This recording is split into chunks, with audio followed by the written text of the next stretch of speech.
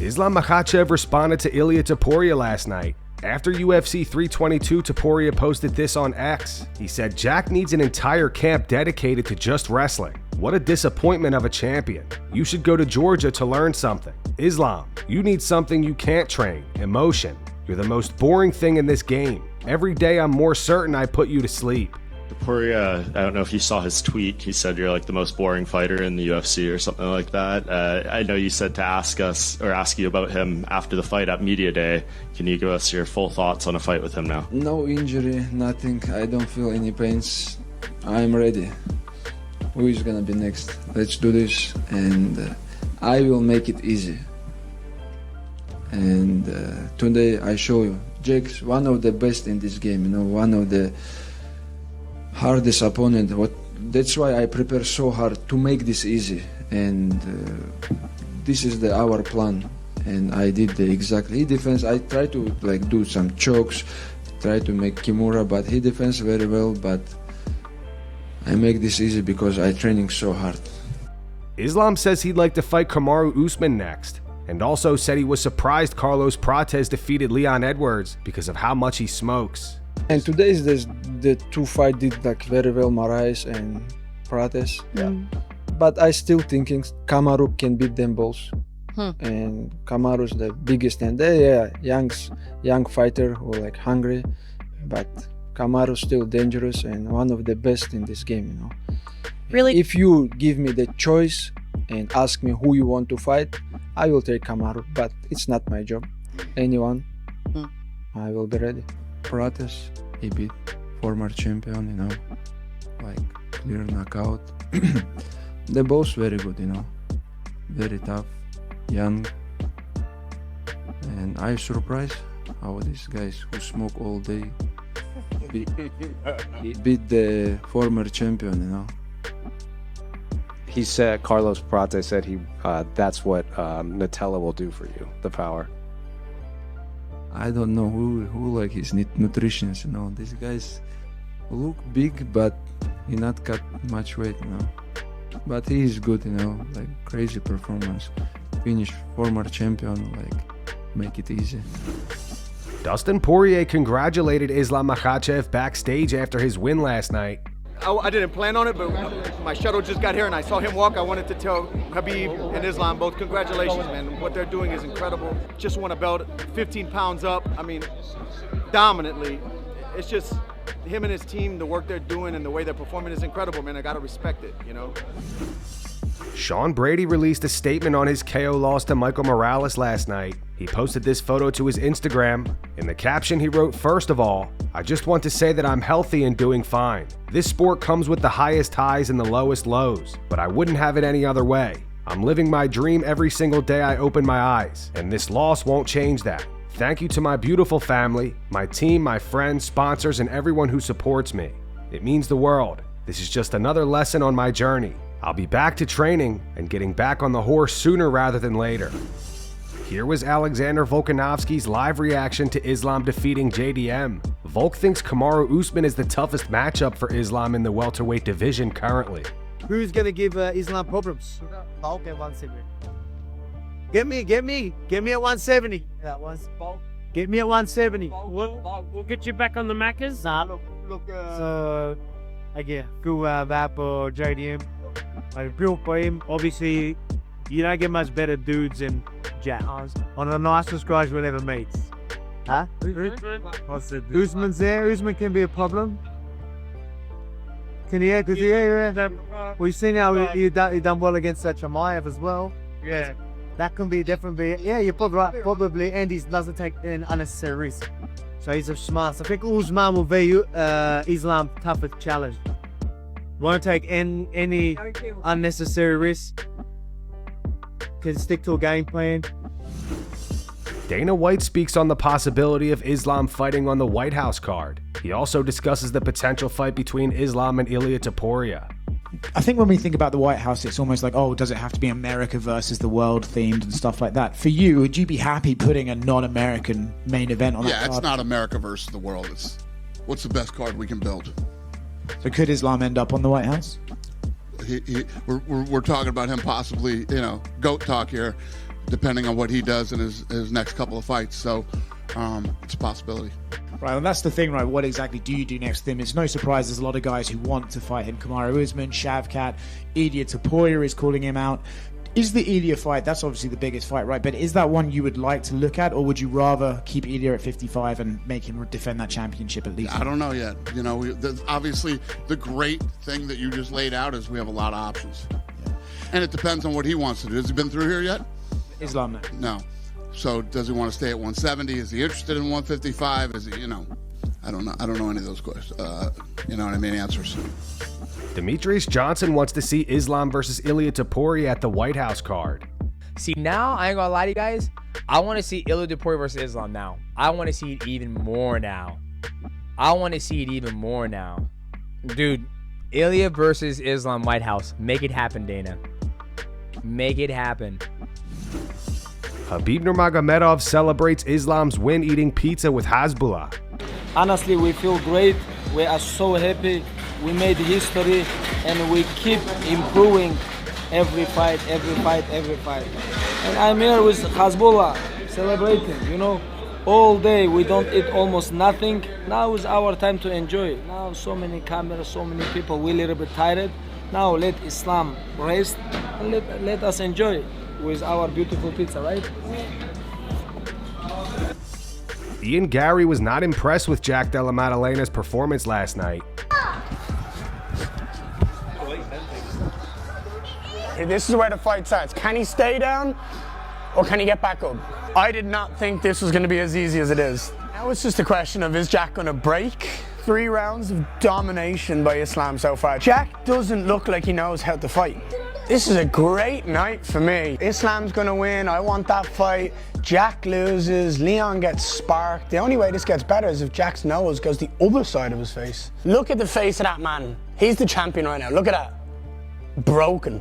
He clearly doesn't want to fight, coach. Throw the towel and look at him. He's about to cry. Grab his leg, take him down, and that's the fight guaranteed, Islam. Hey, done. Game over. See you later. I'm going home. Take care. Jack Della Maddalena versus Carlos Patches. That's what's next. And me and Islam. Sean O'Malley believes a matchup between Ilia Topuria and Islam Makhachev would be the most skillful fight in MMA history. The next fight it's gonna be Ilia. Ilia's got to go out there and beat Justin Gaethje. He's got to go out there and beat Patty. Whoever he beats, he's got to go out there and get the job done. But Ilia, I'm so curious if Islam can do this to Ilia. Ilia, he matches that skill set, and I just feel like it would be a lot closer of a fight than Jack versus Islam was. That's the fight you have to make. That's the fight that should have made this time, but they didn't. But that's okay. Islam got the job done. Ilia, it's like, even if he's going against Patty, it's like I don't know who I got. I want to see Ilia win his next fight just so we can see Islam versus Ilia. That would be the biggest, most skillful fight of all time. It would be honestly hard to beat. I don't see who Islam doesn't do this to in that division. Yeah, we haven't really seen Ilia get tested in the grappling. Bryce Mitchell is a very high-level grappler. And Ilia handled that. Ilia's skill set is so high. They're both 10 out of 10s in MMA. Rare, John Jones, 10 out of 10. Rare, there's a couple people in MMA that have that skill set that can do everything. Strike, wrestle, jiu-jitsu. Both those guys have it. So I don't know. I mean, in that sense, maybe size does come in. Maybe size does matter. Robert Whittaker thinks Islam Makhachev could move up to the middleweight division with the way he dominated Jack Della Maddalena last night. Is there any chance that Ilia Topuria goes up to welterweight and fights Islam Makhachev for the 3rd belt? Goes up 2 weight divisions. He's talked about it. So I thought like Islam might do that. I feel like he might have the size to do that. But wait, to go to middleweight? Maybe. He could. No, wrestlers, they're a different breed, those guys. Can you imagine Islam Makhachev versus Khamzat Chimaev? That would feed generations. That's crazy. That would be huge. And then you put it in like Abu Dhabi.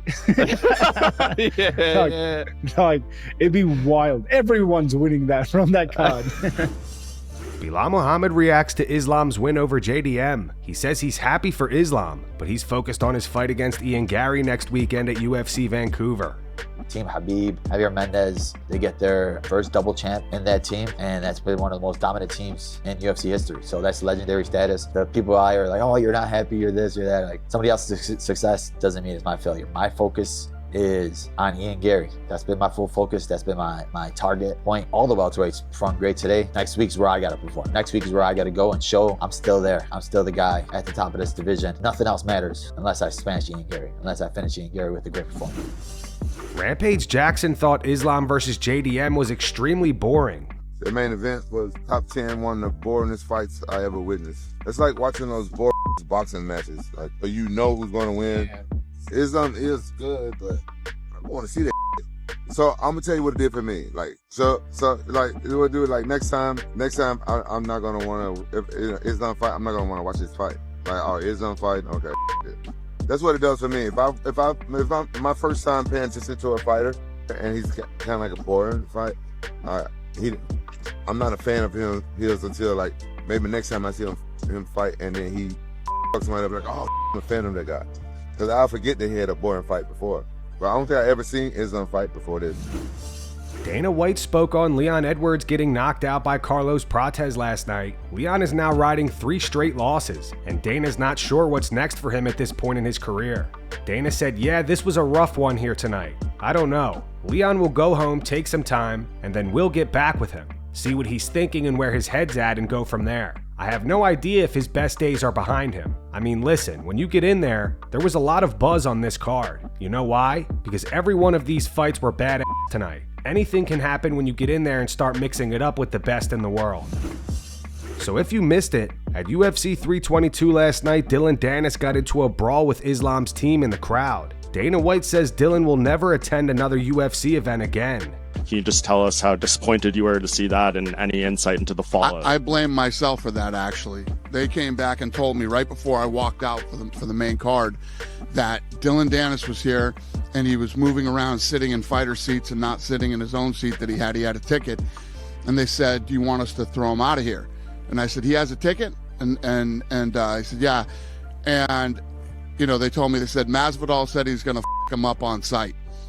And I said, well, where's Masvidal sitting? He said, well, he's 6 or 7 rows away from Masvidal.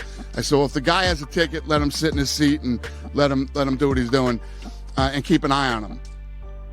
It never even crossed my mind, as stupid as this could be, that the entire Muslim Brotherhood was here tonight in the first 5 rows for Islam. And as soon as it broke out, I was over on the other side and I go, I know exactly what that is. I knew it. And yeah, you will never see Dillon Danis at a UFC fight ever again.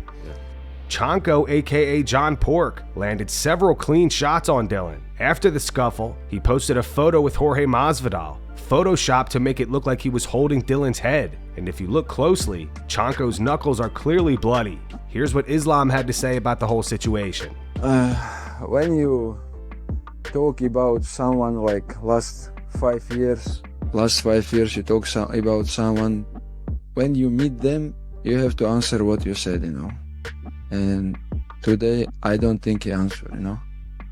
And he still say a lot of bad things about our team. And today, he coming and somebody just meet him. He talk about this guy's bad, and today the guys just meet him. That's it. Dana said he's banned from UFC events for life, so he'll never be back to one. He have to ban from this country also. And that's going to wrap it up for the news. Thanks for watching. For daily MMA news and content, subscribe to Full Mount MMA and click the bell icon to be notified when we post videos. Here are the 3 top comments from last video. The first one's from Joey. It says, no way John Pork whopped Dillon Danis in the crowd. My new favorite fighter. The second one says Dillon banned for life as a fighter, as a viewer, got beaten by Team Khabib once in a while, getting choked by security of a club, getting beaten by YouTubers, scamming his fans. Dude is a waste. And the final one's from Flip to Script 7. It says Michael Morales versus Carlos Prates needs to be next. Those were the 3 top comments from last video. If you want to be featured in the next one, all you have to do is comment down below. And if you missed yesterday's news, click the video on screen right now to get caught up.